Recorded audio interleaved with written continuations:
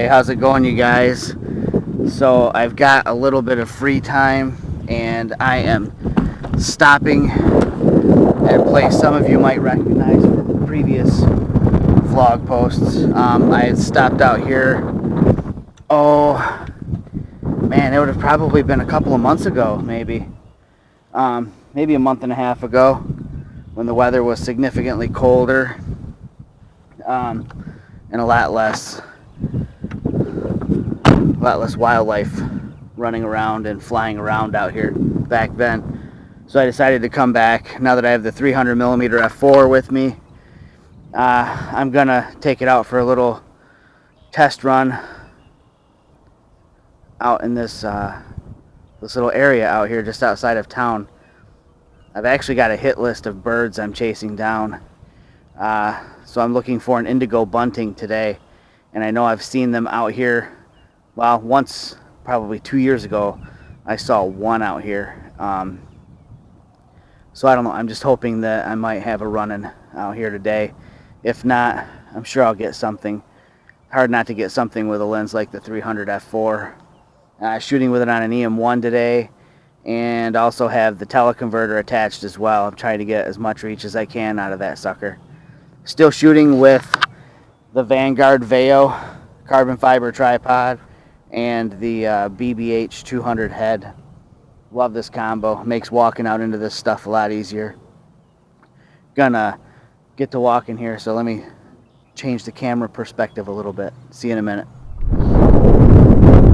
Alright, I know there's probably going to be awful wind noise, so I'm going to keep the video recording down to a minimum.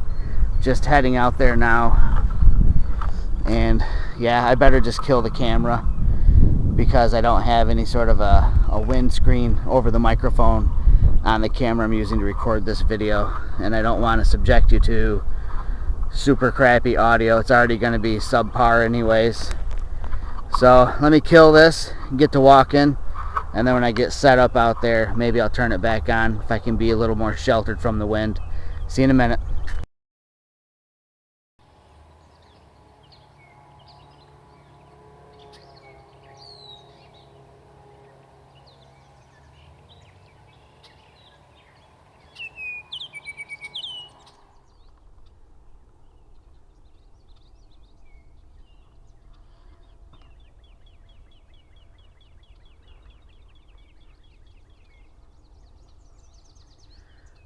So far, this is turning out to be a good spot. Nothing that I haven't seen before as far as birds are concerned, but still a good spot so far. Male and female Baltimore Orioles, which are very colorful. Tree sparrows, again, very colorful. Yellow warblers, colorful. Wow. There is some sort of huge fish splashing around out there. And this is just a small runoff containment pond. I'm not sure what exactly it's collecting. I don't know if it's collecting from out here. And it's only a few years old. Maybe 6 years old, 7 years old. So to see fish that size splashing around there is kind of cool. I'm gonna get to walking a little bit more and see what else I can find. I'd like to shoot something I haven't shot before. That's always a bonus for me. But just getting good shots of birds perched on the reeds and in some of the more interesting looking trees would be kind of nice. I don't know what in the hell is causing all this white fuzz, but I hope I don't have like some kind of weird allergy to it. That would suck. So yeah, kill the camera again, do a quick tick check, because damn it, I hate ticks. And then I'm gonna get to walking some more and I'll turn it back on in a bit.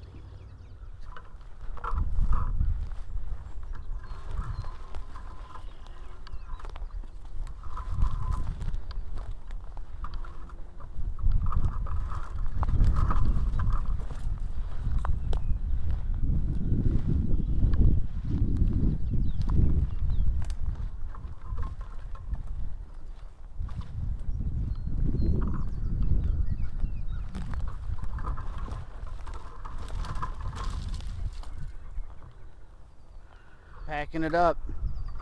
I didn't really get anything extraordinary. I mean, I'm sure that the shots that I did take were sharp as hell with this lens, but I didn't see anything that I haven't seen before. I did get I think several really good shots of a female red-winged blackbird.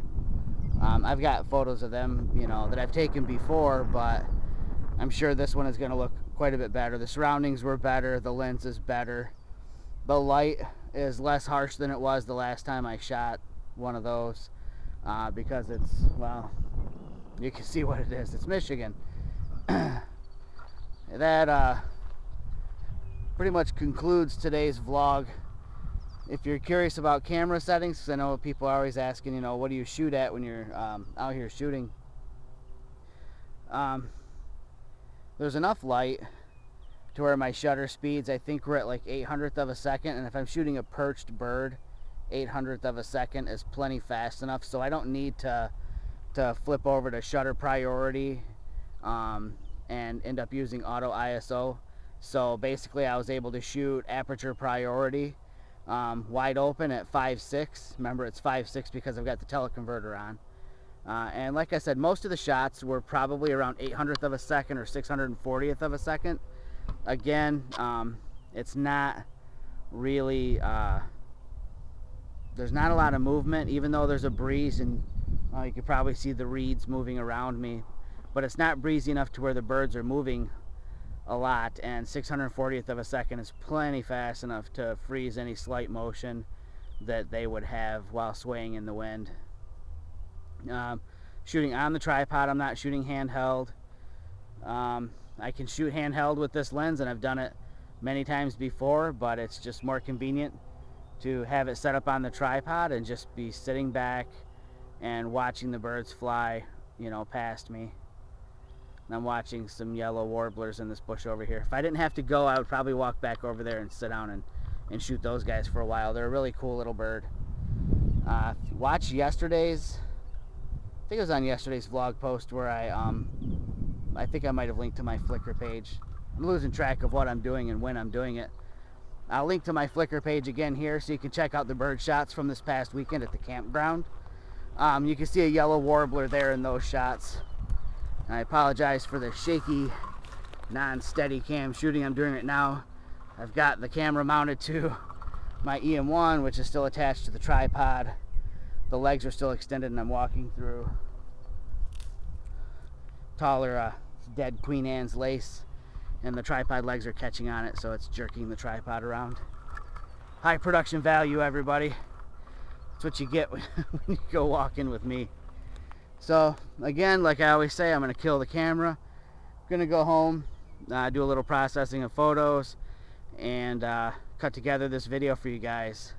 See you tomorrow. Oh, I just started to drive away from my spot and noticed something flying overhead, and I'm getting pretty good at identifying birds by their flight, by the way they flap their wings, by the shape of their body in flight. And I don't know how I can remember stuff like this, but I just do. And I recognized the body shape and flight method or style, whatever you'd want to call it. And I thought it was a pileated woodpecker, which is one of those birds that's on my list of I have to get a decent photo of one soon. I've only seen a pileated twice now, I think. Well, anyways, so like I said, I was driving. I always keep the camera out of the bag when possible, and today was no exception. And you know, I have the 300mm on, and I think I was shaking because I was so excited. I think I got like some ridiculously good shots of a pileated. I won't know till I get home, and even then I gotta wait because I need to get dinner started for the family. So the suspense is gonna kill me while I wait to find out if I got one of my shots that I've been wanting for a few years now. Yeah, pretty excited. It's so weird. Like when I was a teenager, I would have thought Anybody who could get excited over taking a photo of a bird must be like the biggest, dorkiest nerd ever. And I suppose maybe I am the biggest, dorkiest nerd ever. But damn it, it's fun. Alright, for real, the camera's going off right now. Yeah, I hope I got the shot. If I did get the shot, the screen's going to go black here in a second, and I'm going to share a couple of photos of it. If you don't see any photos of a pileated woodpecker, better luck next time, Jamie. See you guys tomorrow.